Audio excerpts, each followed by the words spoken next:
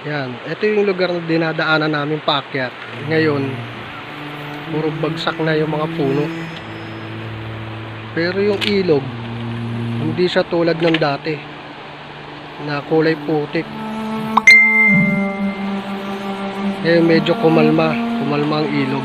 Tsaka luminaw ng konti.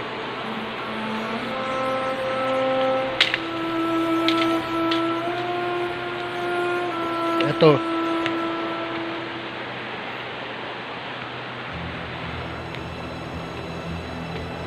Yan.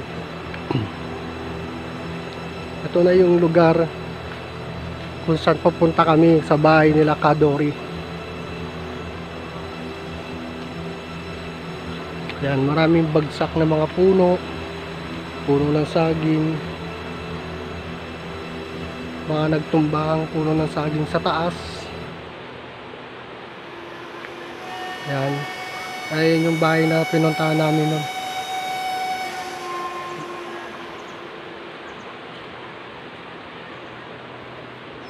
Ito. Hindi na siya tulad ng dati.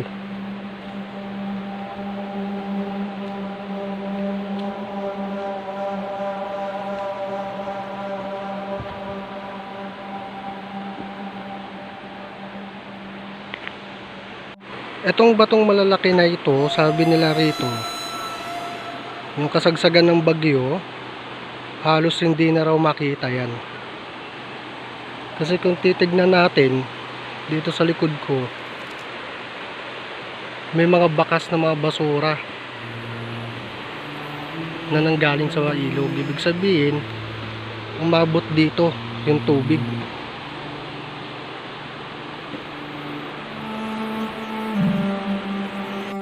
Nandito ko ngayon sa batong malaki na sinabi nila na lumubog din sa tubig.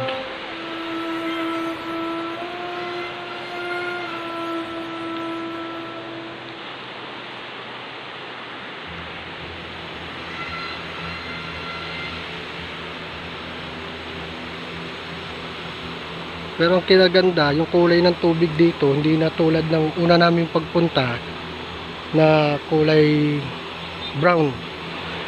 Ngayon medyo okay na yung kulay at kahit paano medyo malinaw na.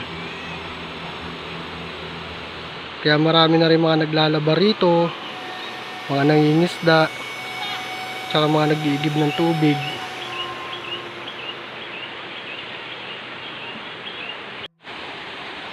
Umabot daw ang taas ng tubig dito sa ilog na hanggang dito sa tinutungtungan ko.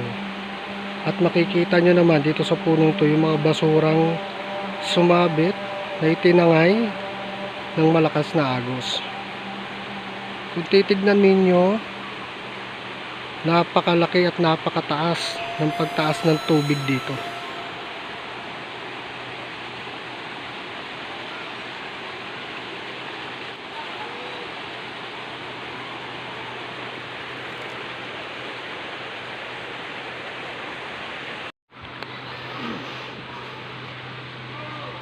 Yan, aakyat na muna kami.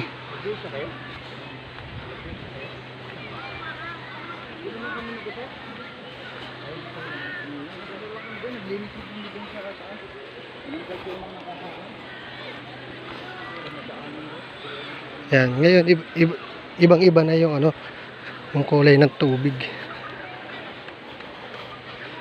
Yan.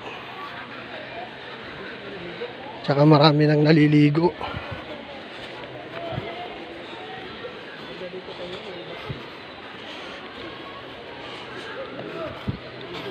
Naging paliguan na nila.